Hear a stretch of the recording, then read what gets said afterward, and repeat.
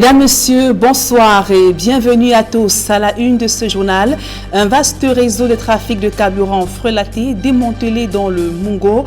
Des dizaines de bidons de ces produits pétroliers contrefaits ont été saisis par les éléments de la gendarmerie nationale. Dans le département du Mungo, l'activité illégale prospère, exposant ainsi la vie de nombreux usagers à de graves dangers.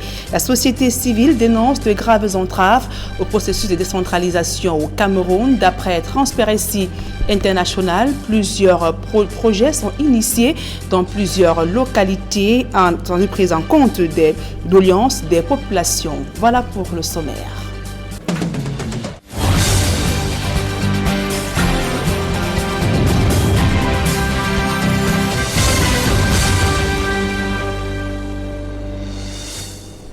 Mesdames, Messieurs, une fois encore, bonsoir et merci d'honorer ce rendez-vous de l'information sur Equinox Télévision.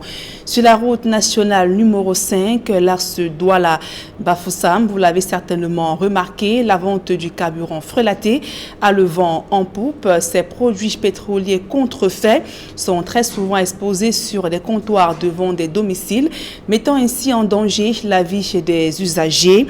L'activité prospère aux yeux et au su de tous. Les populations interpellent le gouvernement qui peine à reculer le phénomène. Le reportage de Cyril Ndjemba, Isabelle Carole Zoupet. La vente du carburant frelaté, une activité qui gagne du terrain dans la ville de Ndjombe, dans le département du Mungo. Sur les trottoirs, dans les domiciles, garages et tout le long de cette partie de la nationale numéro 5, l'on retrouve sur des comptoirs ce carburant d'un autre genre. Sa qualité douteuse, son mauvais conditionnement et les multiples dangers auxquels sont exposées les populations n'empêchent en rien que la vente du carburant frelaté demeure ici une pratique courante. Tout le monde a vu ce qui s'est passé à Tchang. Donc il suffit qu'un fumeur passe lorsqu'il est en train de servir son truc frelaté là et puis boum. C'est un danger dans la rue. Même pas seulement pour nous dans la rue. C'est un danger. Les consommateurs évoquent des raisons économiques et la distance qui les sépare des stations-service dans la zone.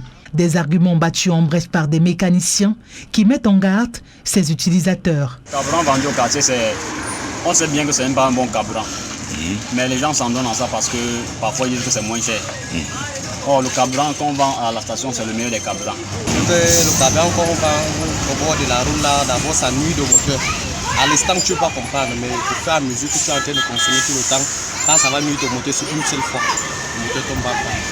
Et c'est donc la raison laquelle moi je conseille tous les chauffeurs de carburer à la station. Que la station, là, tu es parfait. Tu connais une station que tu carbures là-bas. Tu n'as pas de problème. Les populations s'indignent du silence des autorités face à ce danger qu'ils côtoient en permanence, bien connu de ceux-ci. Le gouvernement qui peut se décider, nous-mêmes que nous consommons même cela, on ne peut pas se décider. Si le gouvernement se décide aujourd'hui que ça va finir, ça va finir. À Ndjombe, comme dans plusieurs autres villes du pays, le phénomène prend de l'ampleur. Et ce, malgré l'intensification de contrôle de qualité de l'ensemble des produits pétroliers par les autorités. D'ailleurs, cette fraude et pollution des produits pétroliers font perdre environ 50 milliards de francs CFA à l'économie camerounaise. Et sur les traces de ces vendeurs des produits pétroliers issus de la contrebande, les éléments de la compagnie de gendarmerie de Mbanga dans le département du Mungo ont démantelé un vaste réseau de trafic de carburant frelaté. Plusieurs bisons de ce combustible ont été saisis au cours d'une opération coup de poing. Le reportage d'Innocent Abega et de Vivien Tonfac. Derrière ce pick-up, stationné à la compagnie de gendarmerie de Mbanga, une vingtaine de bidons de carburant frelatés. D'autres sont exposés dans la cour. Il s'agit là du butin ramené par le capitaine Jean-Cyril Fono et ses hommes au bout d'une journée de lutte acharnée contre une activité à la fois illégale et dangereuse qui fait perdre d'importantes devises à l'État du Cameroun et qui a déjà coûté la vie à plusieurs dizaines de personnes. Mis au courant de cette importante prise, le délégué départemental du ministère de l'eau et de l'énergie pour le Mungo est allé saluer les efforts consentis par les éléments de la gendarmerie. La compagnie de gendarmerie, une fois de plus, vient de frapper un grand coup en mettant hors état de nuire ce fraudeur de carburant frelaté. Ces différents acteurs ont convenu d'une stratégie commune qui leur permettra de densifier le combat dans l'optique d'éradiquer en Mbanga la vente et la circulation du carburant frelaté. Le stock déjà saisi devrait être acheminé à Douala.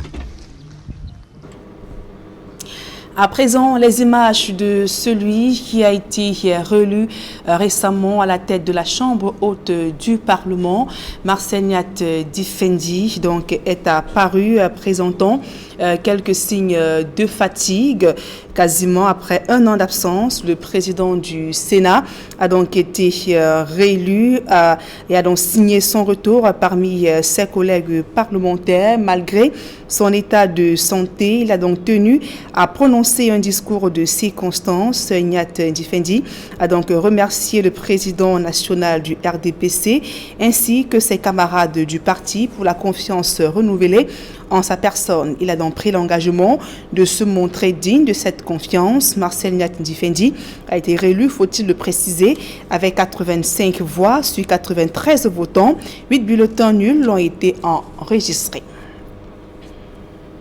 Tout autre chose à présent, le mauvais état des routes, ponts endommagés et manque d'eau sont entre autres problèmes que rencontrent les populations des villages de Bodmakak dans le département du Noaikele, région du centre. Récent, le nouveau sous-préfet de cette unité administrative est allé donc vivre de près le calvaire de ces populations lors d'une tournée de prise de contact. Le reportage de Joël Niem, Flavien Valondongo. L'arrondissement de Bodmakak, dans le département d'Union et les régions du centre, est malade. Des villages parcourus par le nouveau sous-préfet ont chacun une kyrielle de problèmes. Nous pensons que vous avez senti le bon goût de cet enclavement sur le tronçon qui nous relie à Manoyo. Le village d'Nkoumse est abandonné à lui-même, voire rayé de la carte du département. Le village est doté d'un seul point d'eau qui est tombé en panne. Les lettres d'aménagement adressées à la commune de Bodmakak sont restées lettres mortes. Le mauvais état des routes, des ponts endommagés, pire encore, l'absence d'eau potable et de l'énergie électrique sont des manquements qui constituent le malheur des villages Koumsi, Lelep 1 et bien d'autres de cet arrondissement. L'obscurité rend davantage nos mentalités plus obscures. Le village éloigné des autres centres de santé ne dispose rien pour la prise en charge des cas urgents. Notre CES et notre EM, école maternelle, ont été créés et ouverts en 2009. Jusqu'à ce jour, ne bénéficient d'aucun bâtiment. Le sous-préfet de Bodmakak, durant sa tournée de prise de contact, a bien consumé le calvaire que vivent les populations des différents villages de son unité administrative. Nous pensons avoir touché du doigt notre arrondissement aujourd'hui, toutes les difficultés que vivent nos populations, notamment l'enclavement criard, les difficultés de commercialisation du cacao, l'absence au poste de certains agents publics affectés dans les villages.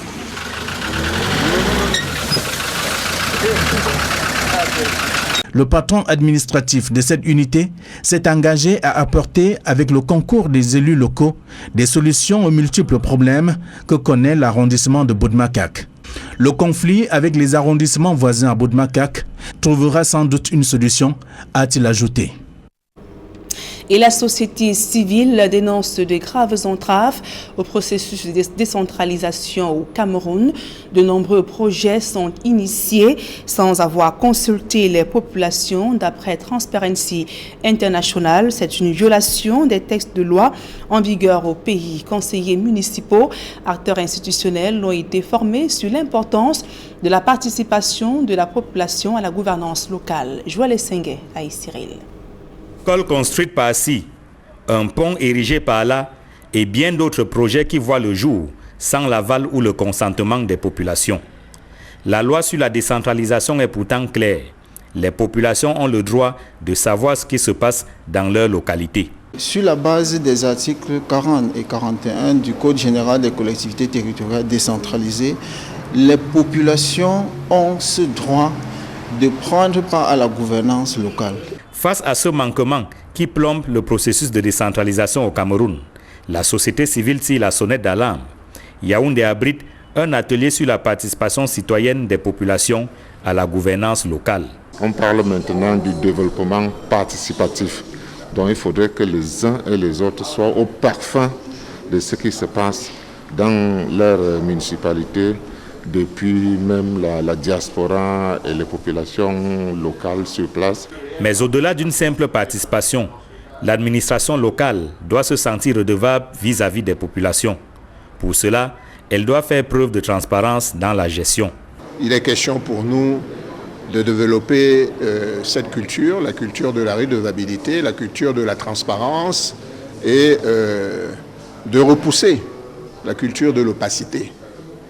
Et ce projet est très important parce qu'il est à la fois novateur et c'est un projet qui, nous le pensons sincèrement, s'il est mis en œuvre dans toutes ses dimensions, permettra aux populations de participer effectivement à la gestion locale. Une application est créée afin de permettre aux citoyens de s'imprégner des projets mis en œuvre dans leur localité. Lookout Transparence, c'est le nom de l'application. Elle contient des éléments du plan d'investissement annuel que le citoyen peut consulter. Sur la base donc de ce plan d'investissement annuel, le citoyen saura exactement ce qui est attendu dans la commune.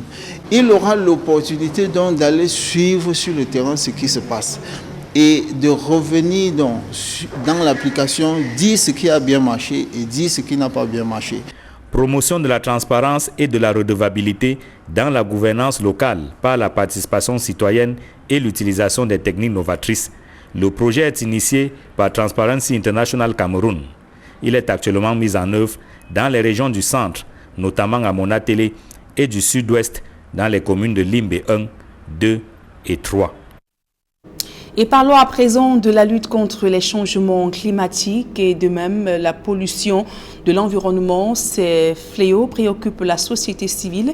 Elle vient de lancer une campagne dans le but de sensibiliser les populations sur la nécessité du recyclage des ordures ménagères, de même que le reboisement et la réduction des émissions de gaz à effet de serre. Le reportage de Marcelin Gansop. Des tas d'immondices qui jonchent les rues, remettant sur la table la problématique de la gestion des ordures et autres déchets, notamment plastiques. Voilà qui pose le problème de la séparation des ordures par type, encore appelé tri sélectif. Les dépôts sauvages que nous observons, ça et là, si à ces points, l'ordure arrivait séparée, nous n'aurons plus cet tas d'immondices du tout. Ceux qui sont spécialisés dans le recyclage du plastique viendront tirer du plastique. Ceux qui ont besoin du papier viendront prendre du papier pour en faire des avions d'œufs. Ceux qui ont besoin de déchets organiques pour faire du charbon écologique viendront uniquement récupérer ce qui les concerne. Mais quand c'est un tas d'immondices, ça devient difficile puisqu'on ne sait pas ce qu'on va trouver dans ces tas d'ordures. Comme les autres, apprenons dans nos maisons la séparation des ordures par type, qu'on appelle le tri sélectif. Cette question préoccupe l'ONG Eau, Énergie et Développement Durable, autant que celle liée au réchauffement climatique, qui constitue aujourd'hui l'un des principaux défis de l'humanité. Face à l'augmentation à l'échelle mondiale de la température moyenne des océans et de l'atmosphère, du fait des émissions excessives des gaz à effet de serre et de l'incapacité d'absorption des océans, ne devons-nous pas alors œuvrer, chacun à sa manière, pour limiter le réchauffement de notre planète, celui de notre habitat commun? Ne devons-nous pas tous agir pour limiter ce réchauffement à 1,5 degrés Celsius, comme le préconise l'actuel secrétaire général de l'ONU? Face à ces défis, l'ONG Eau, Énergie et Développement Durable opte pour la sensibilisation à travers la dizaine écolo qui se résume en 10 jours d'action concrète sur le terrain. Il s'agit de 10 jours de sensibilisation à travers les réseaux sociaux, le terrain, le porte-à-porte, sur le thème de la gestion durable de l'ordure ménagère, le tri sélectif ou la séparation par type des ordures ménagères et le recyclage ou valorisation, revalorisation des déchets. Une campagne spéciale de reboisement est lancée. Nous demandons à tous de planter des arbres, un arbre floral, un arbre forestier ou fruitier. Reboisons chaque fois avec les enfants en groupe. Montrons-leur ces éco-gestes. Apprenons à recycler les eaux usées. Qu'il s'agisse de la lutte contre le changement climatique, que celle relative à la pollution, elle interpelle la communauté tout entière. Chacun devant jouer à fond sa partition pour tout au moins réduire les impacts de ces phénomènes, à défaut de les éradiquer. Et dans ce journal, parlons de cet hommage rendu à Bernard Djonga à Yaoundé. Ses qualités de meneur d'hommes et de citoyens exemplaires ont été exaltées au cours donc de cette cérémonie d'hommage. Elle a donc permis à tous ceux qui ont connu l'ingénieur agronome de partager la vision qui était la sienne dans le champ politique ou encore agricole. Bernard Djonga aura marqué les esprits et inspiré bien de personnes. Le reportage de Marcelin Gansop et Rodrigue Wengasti.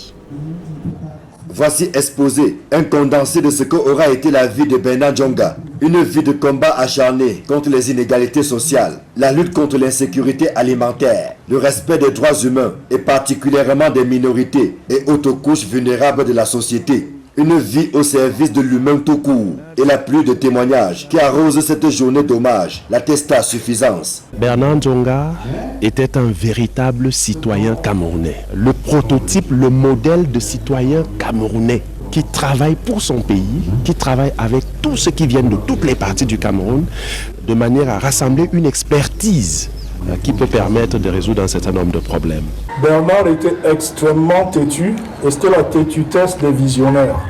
Il a réfléchi, il a une vision claire, il sait où il veut aller et arriver à le dévier de cela, c'est extrêmement difficile.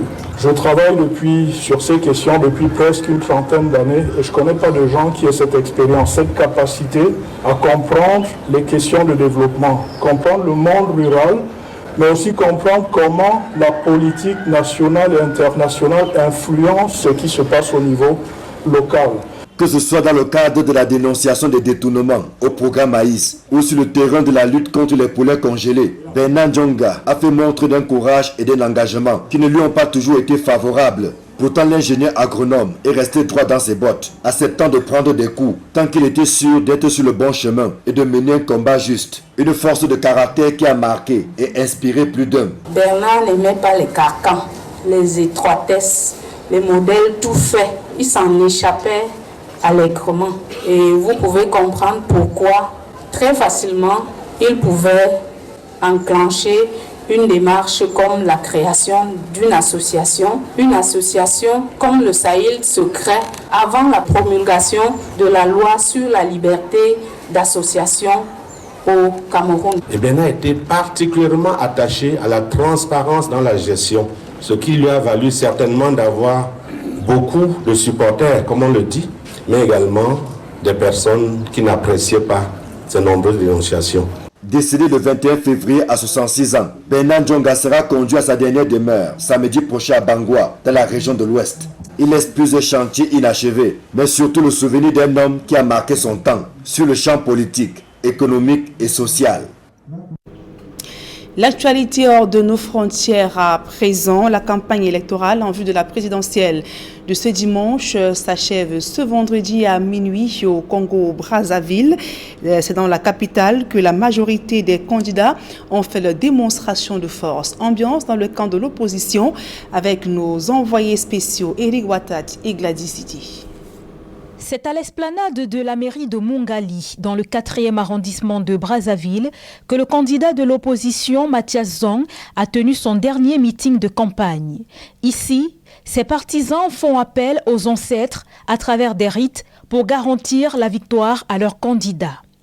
D'entrée de jeu, Mathias Zong évoque le sort réservé aux prisonniers politiques, anciens candidats à l'élection présidentielle au Congo. Jean-Marie Michel Mokoko, André Okomi Salissa, c'est ça non?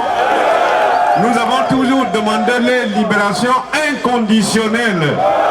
Et je le répète, il faut qu'ils soient libérés. Participer à une élection présidentielle, ce n'est pas un délit.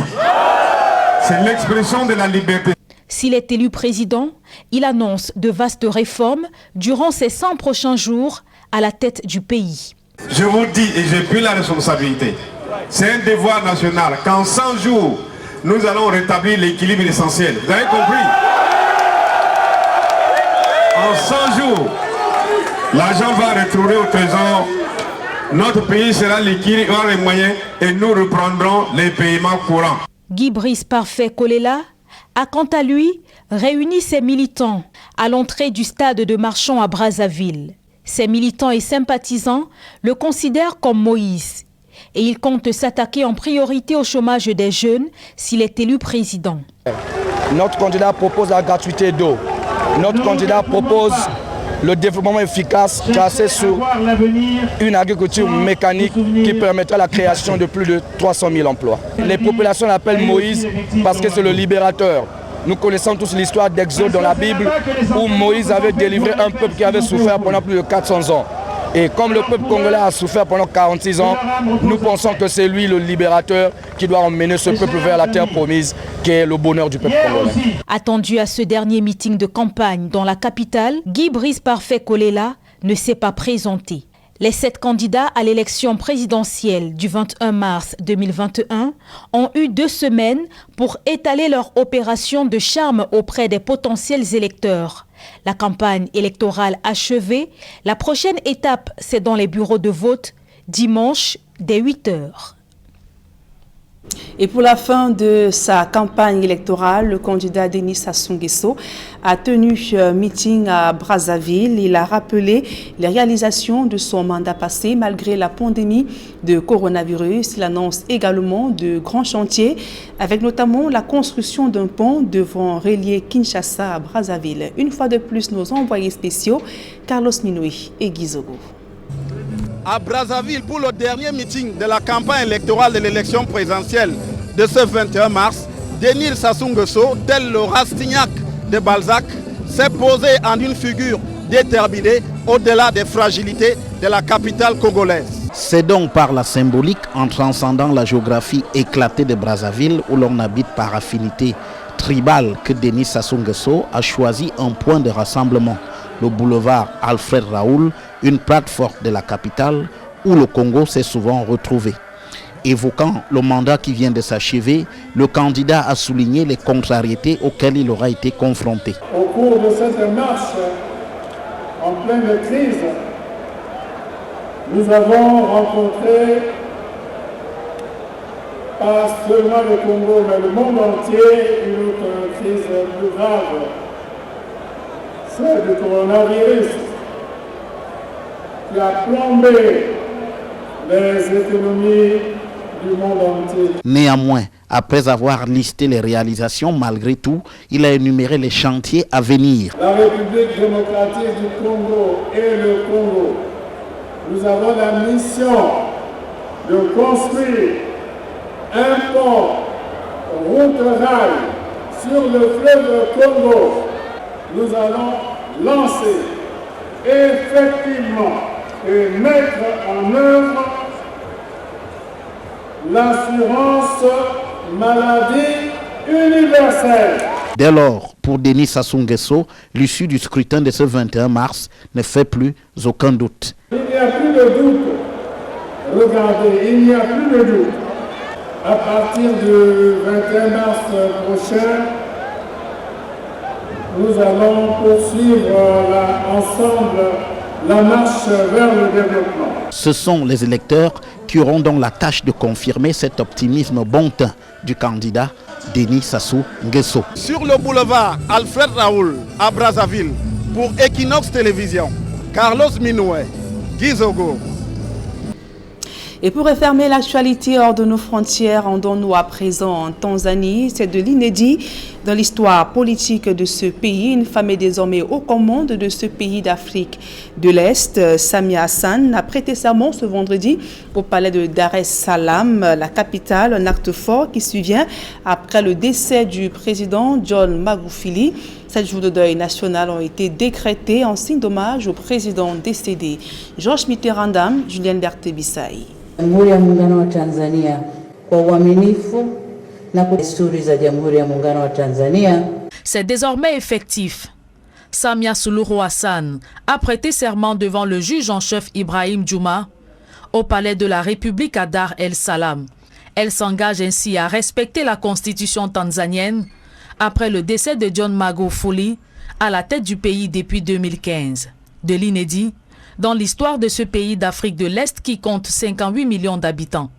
Applaudi par les dignitaires présents, Samia Suluhu Hassan, 61 ans, va présider aux destinées de ses concitoyens jusqu'en 2025, fin du mandat de John Magufuli, selon la constitution tanzanienne. Originaire de l'archipel semi-autonome de Zanzibar, Samia Suluhu Hassan était déjà la première vice-présidente de l'histoire de son pays depuis la cession au pouvoir de son prédécesseur. Après ses études universitaires en administration publique en Tanzanie puis à Manchester, elle débute sa carrière politique dans les années 2000. Elle est alors nommée membre du Parlement de Zanzibar par le parti présidentiel tanzanien, le CCM, toujours au pouvoir aujourd'hui. Et tout à côté au Kenya, le président Uhuru Kenyatta décrète 7 jours de deuil national en la mémoire de son homologue tanzanien, John Magufuli. S'adressant à la nation depuis le palais présidentiel, Uhuru Kenyatta indique que les drapeaux seront en berne dans tout le pays et toutes les missions diplomatiques à l'étranger jusqu'au soir des funérailles de Magufuli. Cette note en sport avant la fin de ce journal football. La légende mondiale et ex-capitaine des Lions indomptables du Cameroun, Samuel Eto'o-Fils, élevé au titre de docteur honoris causa. Cette distinction honorifique lui a été décernée ce jour par l'école de commerce de Lyon pour l'ensemble de ses œuvres dans son pays, le Cameroun, et même en Afrique. Créé en 1918, le doctorat honoris causa est en effet une marque de distinction offerte par une université ou une école à une personnalité ayant imprimé sa marque dans un domaine particulier. Samuel Eto'o-Fils est donc dit heureux de cette distinction qui, selon lui, va permettre de renforcer l'engagement de la Fondation Samuel Eto'o dans la promotion de l'éducation de qualité au service de l'épanouissement et du développement de l'Afrique. Fin de ce journal, mesdames et messieurs, merci pour votre aimable attention et retrouvez dans un instant Serge Alain Retour et ses invités sur le plateau d'Equinox Soir pour le débrief du journal. Et vous revenez justement sur la vente du carburant frelaté dans le département du Mungo ainsi que la saisie d'une dizaine de bidons de ces produits pétroliers contrefaits. Serge Alain. Voilà, justement, vous l'avez dit, l'activité de vente du carburant frelaté, vous l'avez constaté de vous-même, madame, monsieur, l'activité a de beaux jours, continue à avoir de beaux jours devant elle, parce qu'on se souvient encore de ce qui s'est passé au niveau de la falaise de Tchan, Foréké-Tchan, le 27 janvier dernier, cet accident qui a causé la mort de plusieurs passagers d'un bus qui faisait la ligne Douala-Tchan et qui a entré en contact avec cette autre camionnette qui transportait des bidons. On avait dit des bidons de carburant frelaté, mais on n'est pas surpris que l'activité continue de prospérer dans le département du Mungo, à côté du département de la Ménor. Nous allons donc comprendre pourquoi ça continue de ce côté-là. Bonne soirée à vous, Nadine. Bonne soirée à vous, Serge Alain. Bon week-end à vous. Bon week-end également. Rendez-vous vendredi. 20h.